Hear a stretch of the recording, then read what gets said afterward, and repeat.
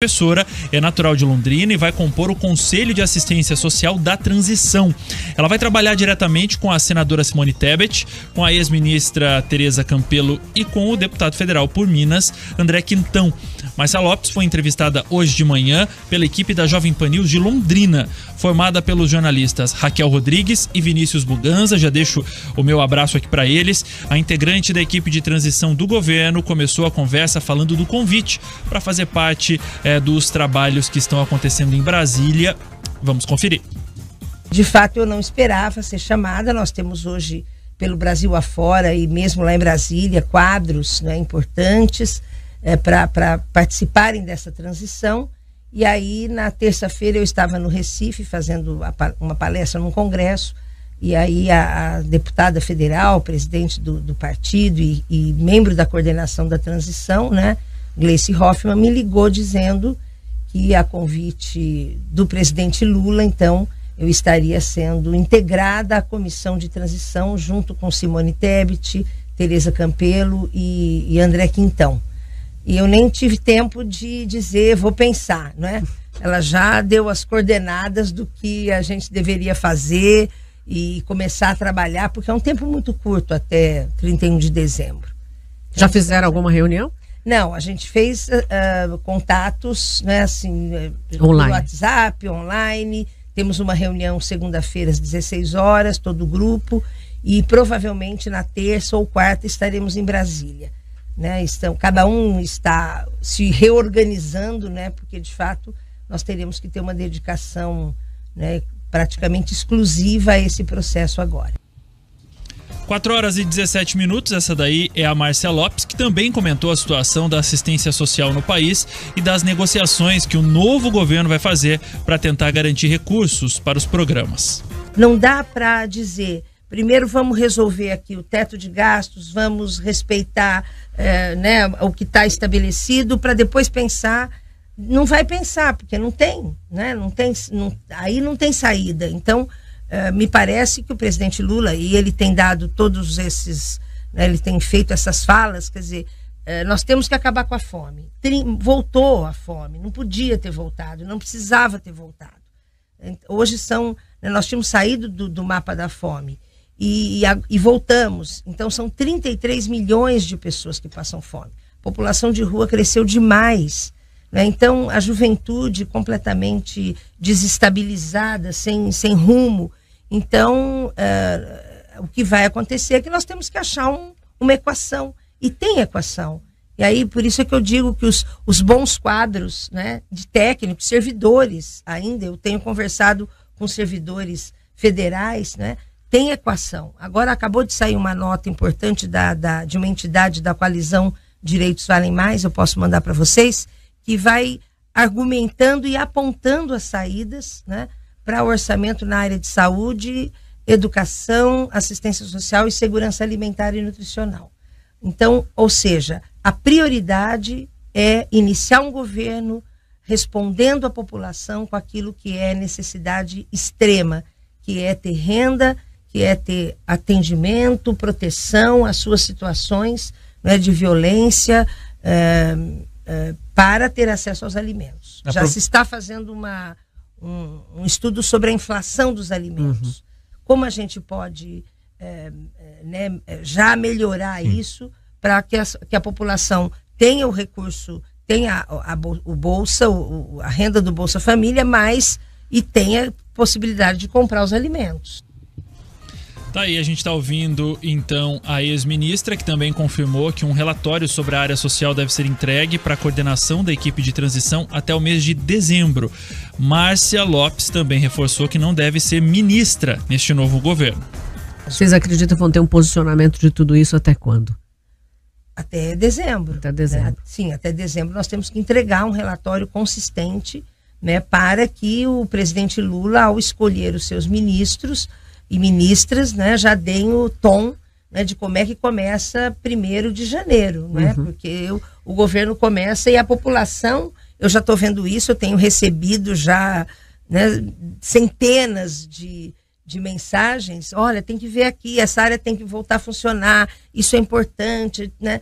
E é claro que a população tem uma grande expectativa a partir de 1º de janeiro para que as coisas voltem, né, a funcionar da melhor forma, mas não existe milagre. O que existe é muito trabalho e uma decisão política de que, de fato, né, vai haver uma valorização e um peso, né, nessa articulação entre econômico e social. O que também desmonta a ideia de que os grandes produtores não terão acesso, ao contrário,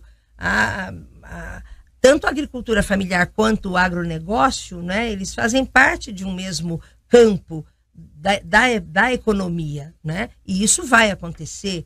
O presidente Lula sempre teve uma relação muito importante com todos os empresários.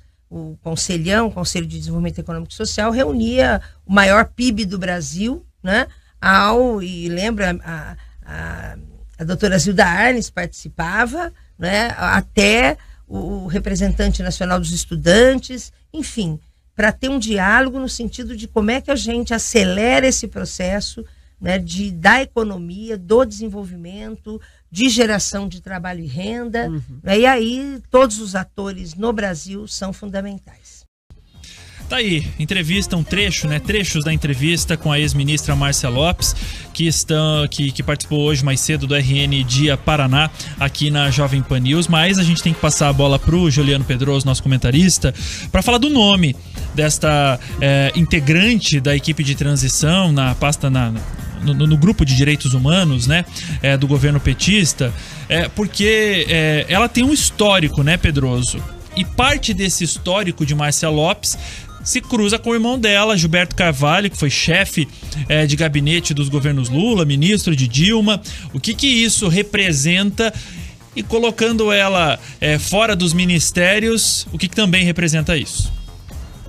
Olha só, é importante a gente entender, né, a gente já comentava um pouco sobre isso, a estratégia que o PT acaba assumindo nesse momento da transição.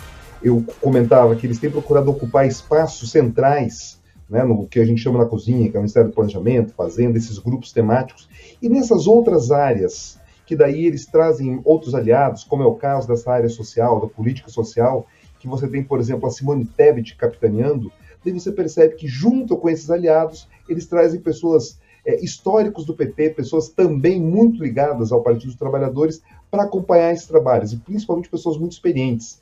Nesse caso, a Márcia Lopes, ela é irmã do Gilberto Carvalho, você já citou aqui que foi ministro, né, secretário da Presidência da República no governo do ex-presidente Lula, futuro presidente agora, né, presidente eleito. Então ela é uma pessoa muito próxima desse núcleo duro ligado ao presidente. O que significa isso?